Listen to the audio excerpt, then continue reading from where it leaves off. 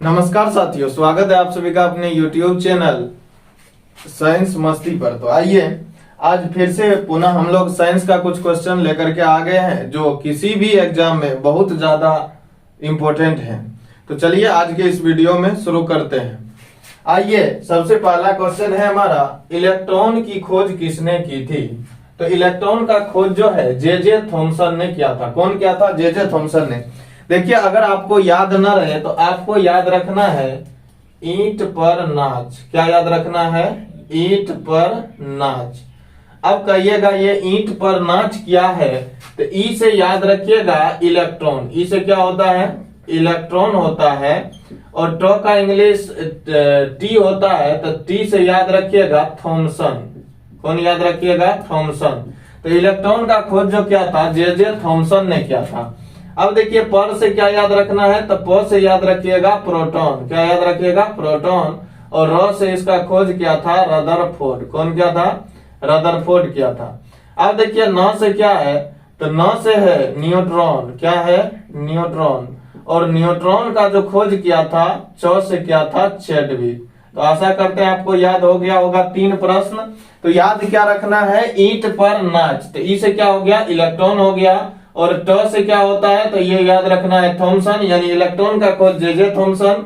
प से याद रखना है प्रोटॉन। और र से इसका खोज कौन किया था? रदरफोर्ड। न से क्या याद रखना है? न्यूट्रॉन। और इसका खोज कौन किया था? च से चैडविक। तो 3 प्रश्न का आंसर आपको मिल गया। इलेक्ट्रॉन का खोज किसने किया था? जे थॉमसन ने किया था। प्रोटॉन का खोज कौन किया था? तो रदरफोर्ड ने किया था। और न्यूट्रॉन का खोज कौन किया था? तो ये जेम्स चैडविक ने किया था। चलिए अब आगे बढ़ते हैं प्रश्न की ओर। एक प्रश्न है कि कमरे के ताप पर, तो कमरा का ताप जनरली माना जाता है 20 डिग्री सेल्सियस। कितना माना जाता है? 20 डिग्री सेल्सियस। जैसे आप सुनते होइएगा हमेशा आता है प्रश्न में कमरे का ताप, कमरे का ताप। तो कमरा का ताप आखिर है क्या? तो कमरे का ताप को माना जाता है कितना? 20 डिग्री सेल्सियस। अब देखिए कमरे के ताप पर द्रव अवस्था में, देखिए यहाँ पे द्रव लिखा गया है। 2 चीजें आप ध्यान में रखिएगा हमेशा प्रश्न बनाते समय। एक होता है ये द्रव और एक होता है ये द्रव। ये दोनों एक नहीं है, ठीक है। ई द्रव का मतलब होता है तरल पदार्थ। इसका मतलब क्या होता है? तरल पदार्थ होता है। और जबकि इस द्रव का मतलब होता है पदार्थ, ठीक है।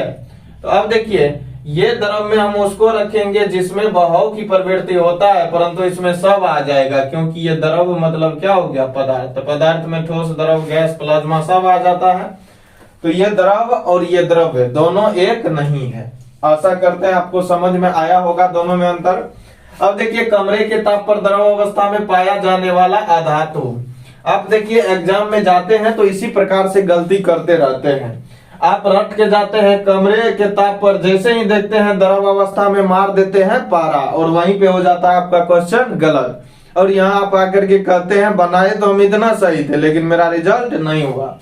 अब देखिए कमरे के ताप पर द्रव अवस्था में पाया जाने वाला, जब अधातु का बात करेगा तो अधातु में कौन हो जाता है? ब्रोमीन। तो याद रखिएगा जब कहेगा कमरे के ताप पर द्रव अवस्था में पाया जाने वाला अधातु कौन है, तो अधातु हो जाता है ब्रोमीन। लेकिन अगर आपको कहेगा कमरे के ताप पर द्रव अवस्था में पाया जाने वाला धातु कौन है, ये दोनों को याद रख लीजिए। जब अधातु कहेगा तो ब्रोमीन मारना है, अधातु कहेगा तो पारा यानी मरकरी मारना है। और इसका क्या होता है? Hg होता है, ठीक है।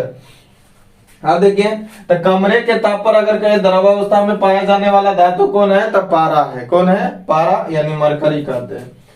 अब देखिए तो धातु का बात करेगा तो पारा हो जाएगा, अधातु का बात करेगा तो ब्रोमीन होगा। अब देखिए धातुओं का राजा यानी किंग ऑफ मेटल्स किसे कहा जाता है, तो ये कहा जाता है सोना को। और याद रखिएगा अगर 1 ग्राम हम सोना लेंगे तो 1 ग्राम सोना से 2 किलोमीटर लंबा तार खींचा जा सकता है, ठीक है। 1 ग्राम यानी केवल 1 ग्राम सोना से हम लोग 2 किलोमीटर तक लंबा तार खींच सकते हैं। कितना ग्राम सोना से? केवल 1 ग्राम सोना से हम 2 किलोमीटर लंबा तार आसानी से खींच सकते हैं। अब देखिए तो धातुओं का राजा किसे कहते हैं? सोना। अब देखिए आपके मन में सवाल आता होगा कि आखिर इसको धातुओं का राजा कहा क्यों गया है।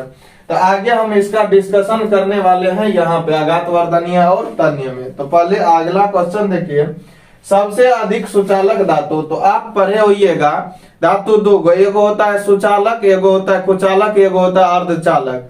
तो सुचालक हम उसको कहते हैं जिससे विद्युत धारा यानी इलेक्ट्रिक करंट जो है आसानी से पास कर जाता है, तो उसको क्या कहेंगे? सुचालक। तो सबसे अधिक करंट जो पास होता है वो होता है चांदी में। किसमें होता है? चांदी में। चांदी का संकेत होता है Ag और सोना का संकेत होता है Au, दोनों को याद रखिएगा, ठीक है। तो सबसे अधिक सुचालक धातु कौन हो जाएगा? चांदी हो जाएगा, ठीक है। ये प्रश्न कई बार एग्जाम में पूछा गया है। अब देखिए सबसे अधिक आघात वर्धनीय, देखिए आप रटा तो मार लेते हैं आघात वर्धनीय और तन्य धातु होता है सोना। आखिर आघात वर्धनीय होता क्या है? तो देखिए आप किसी भी चीजों को अगर पीट पीट करके लंबा चादर के रूप में फैलाते हैं तो वो क्रिया कहलाता है आघात वर्धनीय। क्या कहलाता है? आघात वर्धनीय। और तन्य क्या होता है? किसी भी धातु को अगर आप लंबा तार के रूप में खींच रहे हैं तो उसको कहते हैं तन्य।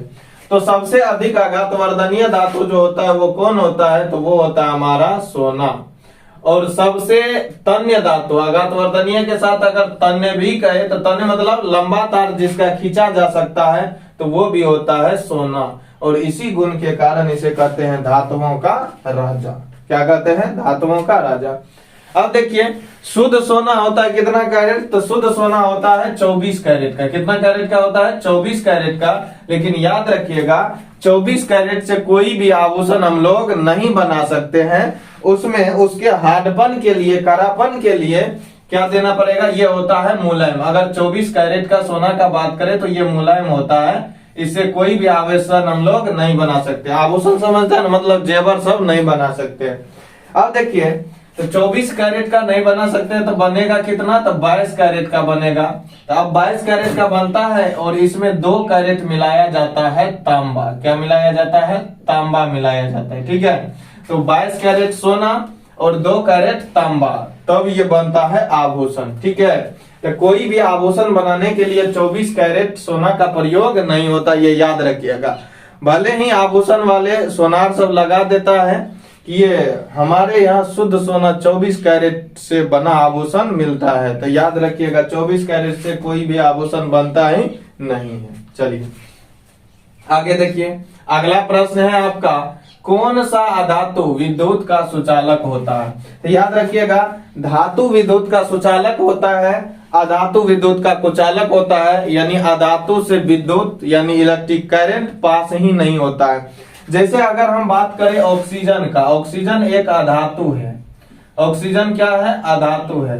ऑक्सीजन यानी गैस जो होता है, गैस हमें, तो देखिए इससे आगे हम लोग चलते हैं। तो क्या है, कक्षा M में जो है अधिकतम इलेक्ट्रॉन की संख्या कितना था? कक्षा M में अधिकतम इलेक्ट्रॉन कितना हो जाता है? 8। आप लोग जानते हैं कक्षा कौन कौन होता है? K L M N। तो कक्षा K में कितना? 2, L में कितना? 8 होता है, M में 18 और इसमें कितना हो जाएगा?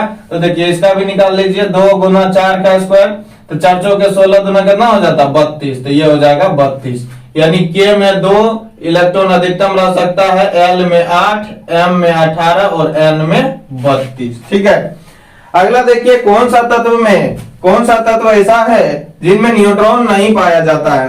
तो देखिए न्यूट्रॉन किसमें नहीं पाया जाता है? याद रखिएगा हाइड्रोजन। और ये आपका बिहार दरोगा का प्रश्न पूछा गया है।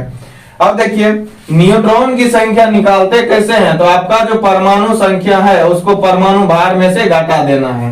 हाइड्रोजन का परमाणु संख्या भी 1, हाइड्रोजन का परमाणु भार भी 1, 1 में से 1 गया 0, यानी न्यूट्रॉन का संख्या 0।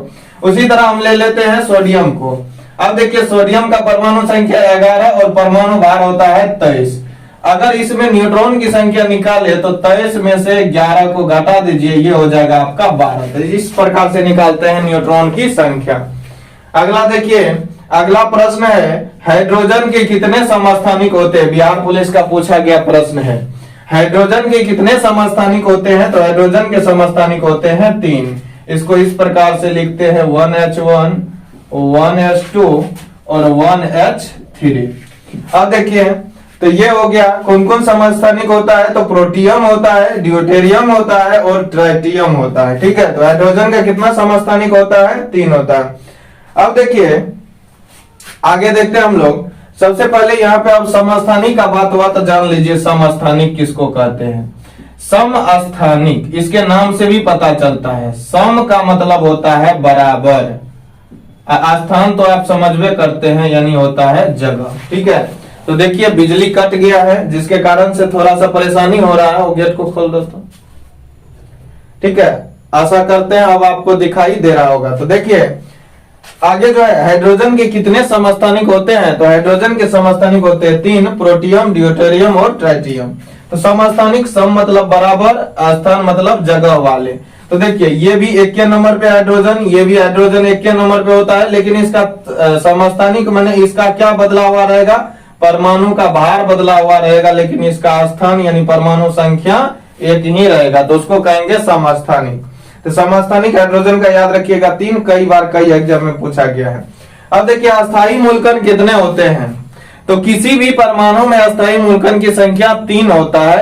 तो अस्थायी मूलकण उसको कहते हैं जो हमेशा उस परमाणु में मौजूद रहता है, यानी उपस्थित रहता है। वो कौन कौन है? तो वो है इलेक्ट्रॉन, प्रोटॉन और न्यूट्रॉन। ये हमेशा उस परमाणु में रहेगा। अब देखिए इलेक्ट्रॉन के प्रतिकण किसे? प्रतिकण माने याद रखिएगा दुश्मन, यानी जब भी एक दूसरा मिलेगा तो उसको खत्म कर देगा, तो उसी को कहते हैं प्रतिकण। यानी जैसे ही एक कण दूसरे कण में मिलेगा तो वह एक दूसरे को खत्म कर देगा, उसको कहते हैं प्रतिकण। तो इलेक्ट्रॉन का जो प्रतिकण होता है पॉजिट्रॉन होता है, और जैसे ही यह एक दूसरे में मिलेगा तो यह एक दूसरे को खत्म कर देता है। इसी के साथ आपका 16 प्रश्न खत्म हुआ। आशा करते हैं आपको सभी प्रश्न याद हो गया होगा और बिल्कुल समझ में आ गया होगा। अगर आप तक अभी चैनल को सब्सक्राइब नहीं किए हैं, चैनल को सब्सक्राइब कर हमारे साथ जुड़ जाए। फिर मिलते हैं इसी तरह के अगले वीडियो में, तब तक के लिए जय हिंद।